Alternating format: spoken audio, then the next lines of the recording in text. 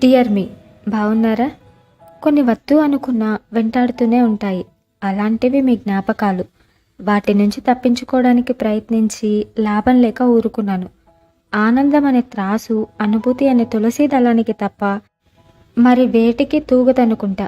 నిన్న రాత్రి కారు అద్దాలు పైకెత్తేసి లోపల కూర్చొని నెహ్రూ జంక్షన్ దగ్గర ఇద్దరు అబ్బాయిలు పోలీసులతో ఘర్షణ పడటాన్ని చూడటం గమ్మత్తైన అనుభవం.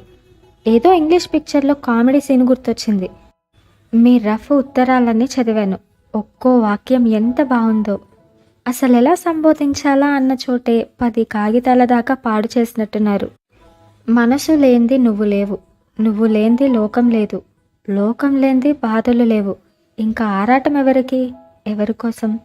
విశ్వ తేజస్సు కందక మమతలో దాచుకున్న మనసులోని నీడలే భేదాలు, భేదాలు శోకాలు, రోగాలు. దేని నుంచి నువ్వు వేరు కాదు. తెలిసేది, తెలుసుకునేది, ఆనందము, అనుభవము అన్నీ నువ్వే. ఎంత గొప్ప భావాన్ని ఎంత చిన్న చిన్ని మాటల్లో వివరించాడు చలం.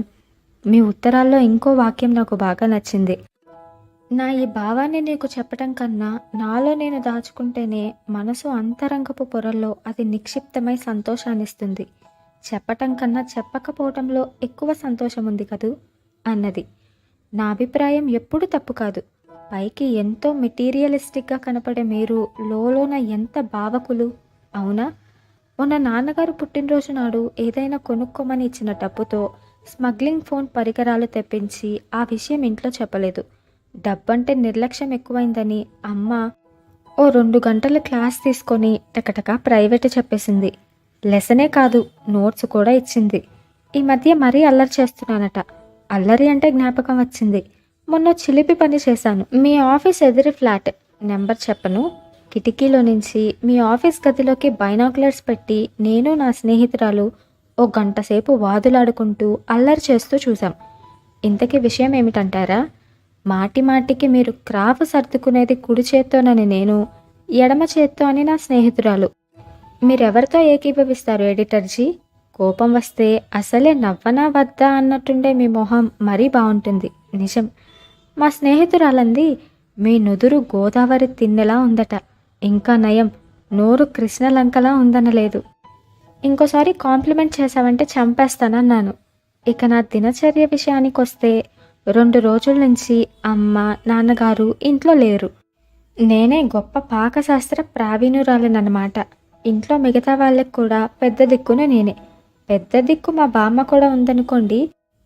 బామ్మ అచ్చు ముల్లపూడి వెంకటరమణ గారి స్పెసిమెన్. బామ్మతో మాట్లాడేటప్పుడు రక్షించు దేవుడా అని పారిపోవాలనిపిస్తుంది. అన్ని పెళ్ళిళ్ళు, సంసారాలు, మా ఈ అరిస్టోక్రాటిక్ వాతావరణంలో కాస్త తెలుగుతనాన్ని జ్ఞాపకం తెచ్చేది బామ్మే. రేవంత్, నేను మీ దగ్గర మరీ చనువుగా ప్రవర్తిస్తున్నాను. మొన్న మీకు నేను చీకట్లో అమ్మాయి కథ చెప్పాక అది అనిపించింది. ఎక్కడో చదివాను, ఆడదానికి తననేదో చేస్తారని భయం, చెయ్యాలనే కుతూహలం 2 ఉంటాయట. కానీ మీ దగ్గర మాత్రం రెక్కలు విప్పి విహంగంలా ఎగరాలనిపిస్తుంది. కోయిల పాడే పాట కనురెప్పల చాటు నుంచి జాలువారుతుంది మన స్నేహం గుర్తొస్తే. ఆ రోజు టాక్సీ దిగి ఇన్స్టిట్యూట్లో ప్రవేశించి తప్పుకొని దాక్కున్నాక అలా దూరంగా నిల్చొని వాకప్ చేస్తున్న మిమ్మల్ని చూస్తుంటే అరుగెత్తుకొచ్చి మిమ్మల్ని కలుసుకోవాలని చాలా కోరిక కలిగింది.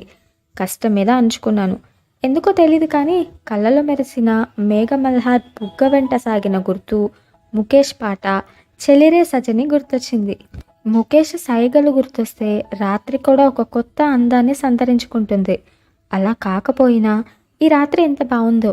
బయట సన్నగా వర్షం, కరెంటు పోయింది. కవ్వొత్తి వెలుగులో ఇలా కూర్చొని రాస్తుంటే ఈ కథ నిండా మీ జ్ఞాపకాల అలా. మధ్యలో నేను మా అమ్మ భార్య నుంచి దాచుకున్న క్యాసెట్స్లో మైతో ఏ క్యాబ్ హూ ఉంది. నాకు ఆ పాట ఎంతో ఇష్టం. అమ్మ మాత్రం ఎప్పుడు తురకగోలా అంటుంది. అయినా నేనంటే ఎంతో ప్రేమ. రేవంత్, నేను అభిమానిస్తున్నంతగా ఎదుటి వాళ్ళ నన్ను అభిమానించడం లేదు అంటే నేను చాలా బాధపడతాను. కేవి అబ్బాస్ నవల చదివారా? జోకర్ అంటే నాకెంత ఇష్టమో. ఎన్నిసార్లు ప్రేమను అర్థించినా అది అతడి దగ్గరికే వచ్చేస్తుంది. చాలా మెలోడీ ఉంది కదూ. ఆ కథలో అబ్బాస్ నవలల కన్నా పొయిట్రీ బాగున్నట్టు అనిపిస్తుంది. వెన్ ది నైట్ ఫాల్స్ అని ఓ రచన చదివినట్టు గుర్తు. బంగ్లాదేశ్ కవితలు ట్రాన్స్లేట్ చేసి చాలా రోజుల క్రితం ఓ మ్యాగజైన్లో వేశారు. ఎంత బాగున్నాయో. జీవితాన్ని పరిమళింప చేయడానికి ప్రేమ ఒక్కటే కారణం కాదనుకుంటా. నాకు అనిపిస్తూ ఉంటుంది, రోజుకి 24 గంటలే పెట్టిన దేవుడెంత స్వార్థపరుడా అని. పుస్తకాలు, కవిత్వము, చిత్రలేఖనం, సైన్స్, మహదీ హసన్ పాట, కోనసీమలో కొబ్బరాకు కదలిక, ఇంత చిన్న జీవితంలో ఎంతని ఆస్వాదించుకొనగలం? ప్రతి ఫీల్డు ఒక ఖాతమే. కొద్దిగా రుచి చూసేసరికి జీవితంలో చాలా భాగం గడిచిపోతుంది. నిజంగా దేవుడు పెద్ద సాడిస్ట్ కదూ. రేవంత్, ఇది 3వ ఉత్తరం. 4వది, చివరిది అయిన ఆఖరి ఉత్తరాన్ని 2-3 రోజుల్లో రాస్తాను. మీరు రాసి నాకు ఇవ్వడానికి సిగ్గేసి, చింపేసి, చెత్తబుట్టలో పారేసిన ఉత్తరంలో ఒక్క వాక్యం ఇక్కడ రాసి ఈ ఉత్తరాన్ని ముగిస్తాను. మీరు నన్ను నిజంగా ఇంతగా ప్రేమిస్తున్నారా అన్న అనుమానం నాకు కలుగుతూ ఉంది. నా ఉద్దేశం, మీరు వ్యక్తిని ప్రేమించడం కన్నా ప్రేమిస్తున్నానన్న భావన ఎక్కువగా ప్రేమిస్తున్నారని. నిజమేనా? చదివిన కొద్దీ ఎన్నో అర్థాలు స్ఫురించే ఈ వాక్యాన్ని ఎన్నిసార్లు చదువుకున్నానో. మళ్ళీ నేనేమనుకుంటానో అని ఆ కాగితాన్ని చింపేశారు కదూ. మనసులో భావాల్ని నాలా లొడలొడ వ్యక్తీకరించని మీరంటే అందుకే నాకు ఇష్టం రేవంత్. మాట్లాడకుండా ఎప్పుడు మౌనంగా గంభీరంగా ఉండే వాళ్ళందరూ తెలివైన వాళ్ళు కాదు, కానీ తెలివైన వారందరూ మాటల ఎకనమిస్ట్లే. మీ వాక్యం చదివాక నాకు మాత్రం ఆనందమేసింది. షేక్స్పియర్ గుర్తొచ్చాడు. ఎక్కడ ప్రేమ ఉండునో అక్కడ అనుమానం ఉండును అన్నాడొక మహాకవి. మరి మీకు ఈ అనుమానం నా మీద వచ్చింది అంటే థ్యాంక్స్ మాస్టరు. పోతే మీరంటే నాకెంత ఇష్టం అంటే నా నుంచి నేను పారిపోయి మిమ్మల్ని చేరుకోవాలన్నంత ఇష్టం. మనసు లోపల బయట అంతా గొడవే. గొడవ గొడవ గొడవ. ఆ గొడవ ఏమిటో తెలిస్తే ఇంకెందుకు గొడవ. With lots of love, Ramya. PS, మీరింకా నా పూర్తి పేరు కనుక్కోలేదు. ఇప్పుడు జేమ్స్ సులోచన దగ్గరికి వెళ్ళిపోదాం. అక్కడ జనం ఎక్కువగా లేరు, కానీ ఉన్న వాళ్ళందరూ హడావిడిగా ఉన్నారు. జేమ్స్ సూట్లో ఉన్నాడు. సులోచనకి పెళ్లి కల వచ్చేసింది. ఆమె పట్టు చీరలో ఉంది. వేలికి జేమ్స్ బహుమతి ఇచ్చిన ఉంగరం ఉంది. పెనిన్సులా ప్రోడక్ట్స్ ఉద్యోగులు, టెలిఫోన్ ఎక్స్చేంజ్లో పనిచేసే అమ్మాయిలు అక్కడ ఉన్నారు. పెళ్లి జరిగి గంట కావస్తుంది. బఫే ఏర్పాట్లు జరుగుతున్నాయి. పెనిన్సులా ప్రోడక్ట్స్లో చాలామంది అబ్బాయిలే జేమ్స్ స్నేహితులు. అంతమంది ఎక్స్చేంజ్ అమ్మాయిల్ని ఒకే చోట చూడటం వాళ్ళకి థ్రిల్లింగ్గా ఉంది. సంభాషణ టెలిఫోన్స్ మీదకి వెళ్ళింది. ఒక కుర్రవాడెవరో నోరు జారి, ఇంత బేవర్స్ డిపార్ట్మెంట్ ఇంకొకటి లేదు అన్నాడు. ఇంకంతే. అమ్మాయిలందరూ శివంగుల్లో అతడి మీద విరుచుకుపడి, తిట్టి, కన్విన్స్ చేసి చివరికి అతడి తప్పు ఒప్పుకునేలా చేశారు. పెనిన్సులా జీఎం కల్పించుకొని ముఖాముఖి మాట్లాడేటప్పుడు చిరునవ్వుతో ఎదుటి వాళ్ళని ఎంత ఆహ్లాదపరచవచ్చో ఫోన్లో కూడా అంతే తీయటి కంఠంతో కస్టమర్ని ఆకట్టుకోవచ్చు అన్నాడు. ఒక అమ్మాయి తన ట్రైనింగ్ కోర్స్ జ్ఞాపకం తెచ్చుకుంటూ ఎప్పుడూ ఒకే స్టాండర్డ్ మాటలు, వాటిని ఉపయోగించి బోర్ కొడుతుంది అంది. స్టాండర్డ్ మాటలేమిటి? Thanks, thank you sir, you're welcome sir, ఇలాంటి మాటలు. ఒక కుర్రవాడు ఓరగా చూస్తూ మొదటి 2 మాటలు ఉపయోగిస్తే పర్లేదేమో, కానీ ఆ చివరి మాట వాడితే వేరే అర్థం వస్తుందేమో అన్నాడు. గొల్లున నవ్వులు. అమ్మాయిల మొహం మొదట ఎర్రబారినా వాళ్ళు నవ్వేశారు. ఆల్ రైట్, వెరీ వెల్ లాంటి పదాలు ఫోన్లో ఉపయోగించకూడదని చాలామంది అమ్మాయిలకి తెలీదు. మోనోటోన్, కళ్ళలో తేలిపోయే కంఠం, ష్రిల్ వాయిస్ ఇవన్నీ ప్రాక్టీస్ ద్వారా వదిలిపెట్టేయాలి. అంతవరకు ఎందుకు? మీకు 1000 నంబర్ కావాలంటే ఎలా పిలుస్తారో చెప్పండి చూద్దాం అని ప్రశ్న వేశాడు. జీఎం ఆ వయసులో కూడా ఆయనకి అంతమంది అమ్మాయిల్ని చూసేసరికి పాత రోజుల హుషారు గుర్తొచ్చినట్టుంది. 100 అందో అమ్మాయి. తప్పు అన్నాడు. 1000 కాదు, 1000 అనాలి. పోనీ ఇది చెప్పండి, 1114ని ఏమంటారు? ముందు ఆయన చెప్పింది గుర్తుపెట్టుకొని ఓ అమ్మాయి చప్పున 1114 అనేసింది. తప్పు. అబ్బాయిలు, అమ్మాయిలు ఓటమిని చిరునవ్వుతో గమనిస్తున్నారు. ఆయన వివరించాడు. డబుల్ అనేది మొదట కానీ చివరి కానీ సాధ్యమైనంత వరకు రావాలి, మధ్యలో రాకూడదు. 1114ని 1114 అనాలి అని చాలామందికి తెలియకపోవటంలో తప్పు లేదు. వీళ్ళిలా మాట్లాడుకుంటున్న సమయానికి వీళ్ళకి దూరంగా బాల్కనీ రైలింగ్కి ఆనుకొని ప్లేట్ చేతిలో పట్టుకొని మౌనంగా స్పూన్తో తింటున్నాడు రేవంత్. ఏమిటిక్కడున్నారు అంటూ వచ్చింది సులోచన. రేవంత్ నవ్వి ఊరుకున్నాడు.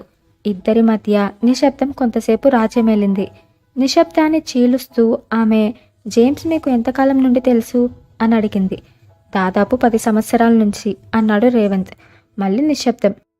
ఆ నిశ్శబ్దంలో తటపటాయింపు, సందిగ్ధాల మేళవింపు. దూరంగా ఉన్న జనాన్ని చూస్తూ ఆమె అంది, మా జీవితం ఎలా సాగబోతుంది? ఆమె నుంచి ఉన్నట్టుండి ఘాటైన ఈ ప్రశ్న అతడిని ఓ క్షణం తికమక పెట్టింది. తలెత్తి ఆమె వైపు చూశాడు. ఆమె ముఖంలో కొత్తగా వచ్చిన పెళ్లి కళ భవిష్యత్తు పట్ల కొద్దిగా ఆందోళనతో మిళితమై ఉంది. ఆమె దిగులుగా నవ్వింది. ఉన్నట్టుండి హఠాత్తుగా అయిపోయింది. ఇదంతా తలుచుకుంటుంటే ఇది కలో నిజమో కూడా అర్థం కావట్లేదు. అతడికి అర్థమైంది. నవ్వాడు. మనసులో ఒకటి పెట్టుకొని పైకి మరొకటి నాజూగ్గా కృత్రిమంగా మాట్లాడే ఎంతో మంది కన్నా జేమ్స్ చాలా మంచివాడు. మనసులోని మాటని ఏ భేషజాలు, హిపోక్రసీ లేకుండా చెప్తాడు.